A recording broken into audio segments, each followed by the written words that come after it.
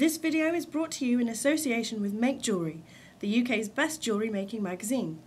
For exclusive subscription offers, visit www.craftyclub.net. Hi there, and welcome back to this video demonstration brought to you by the Crafts channel. Corinne has been decorating this bangle using decoupage. So Corinne, what do we need to do next? Right, well we've already done the first step, which is quite simply decoupaging a wooden bangle with strips of tissue paper and PVA.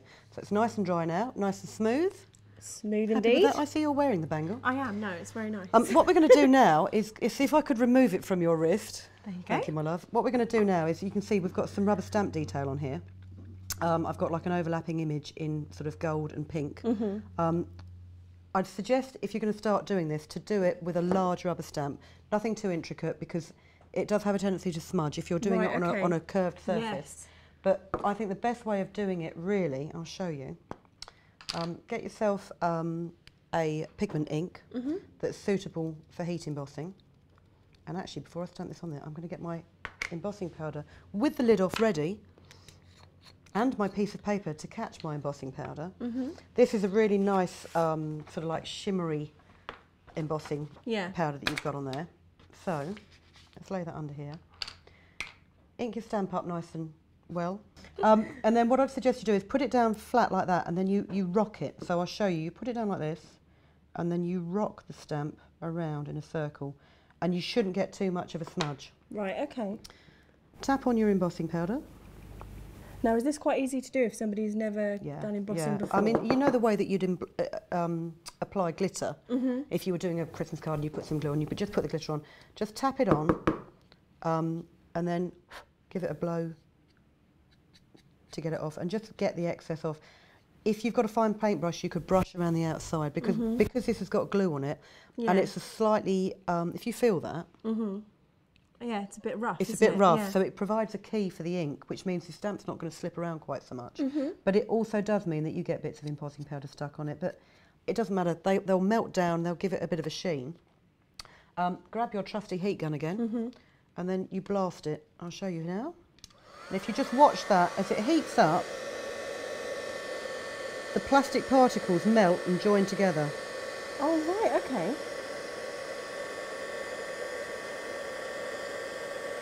There you go, it's just gone. Yep. Mind where you hold the bangle, because that heat gun gets really hot. I mean, you could probably strip paint with it. Let me just do that bit there.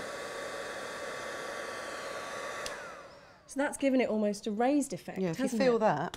Is it not hot? No, well, it'll be warm. Oh, yeah, it does. That's fantastic. So I'll do a couple more in this pink.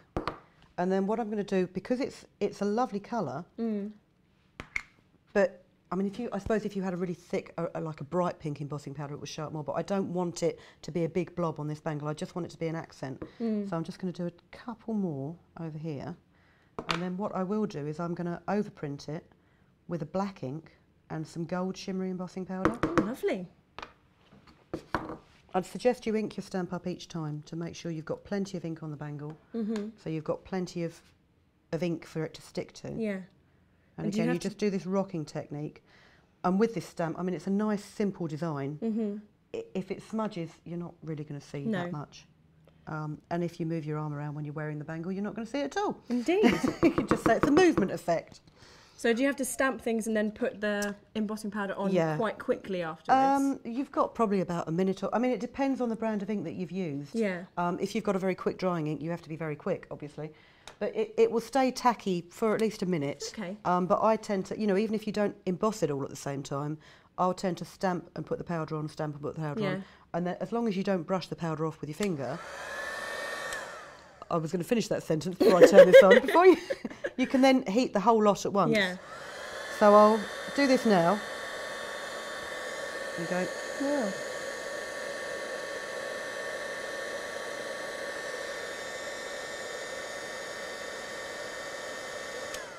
So that's your pink done. Lovely. And I'm just going to put that down here. Always keep a piece of paper on your work surface after you've, you know, when you're embossing, because you waste so much powder. Yeah. Especially if you're cack-handed like me and you try and tap it on gently and a whole load falls on it. You need to clean your stamp with something. Is it better to use smaller designs for this sort of work? Yeah, I mean, if you had too big a design, you'd find it really difficult to try and get it around the curve of the bangle. I mean, if you were to make your own bangle out of cardboard, Yeah. you would have a flat side to it. You'd still have a curve, but you'd only have to rock it one direction. I see. So really, I mean, it's best to play around with the stamps. But, you know, in something like this, you don't want a huge design, especially with this. I'm going to add some more detail to it. Yeah. So, you know, if you had a pretty image, you'd probably lose a lot of the detail. It wouldn't make any sense. So I'm just going to ink this up with a black ink and then go back to the original flower and just offset it slightly. So pop it on there and rock it around. Sprinkle on some gold embossing powder and knock it off. Ink your stamp up again. And we'll rock it around this way now. Yeah. I mean, that black, if you use something like a stays-on ink, Yeah. you know, if you like the black design, you know, just do that with some clear embossing powder. Yeah. Get a really good image on there. It all depends on your personal taste, and it all depends on what background paper you've used in the first place. I mean, oh, that's smudged slightly. See what I mean? It will slip. Yeah. So you need a steady hand, and you probably need to do it slightly slower. Okay.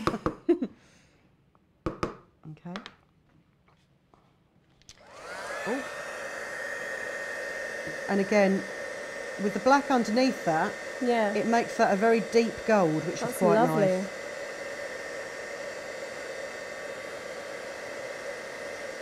But you just need to mind your fingers.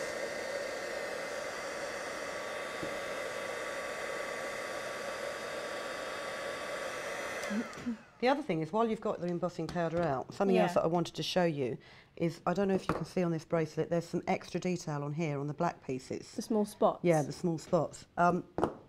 Jelly roll pens. This is a gold metallic one. Yeah. Find yourself a pen that's got a nice ink flow, because a lot of these ones, when you press down the tip, the harder you press, the more ink comes out. So just check that it's got a decent ink flow. And then on some of the black areas, just hold it like this. If you put yourself a line of dots, and you can see how gluey that ink is almost. Yeah? Yeah. Put some embossing powder over them, which gets stuck to the dots. And again, just heat it.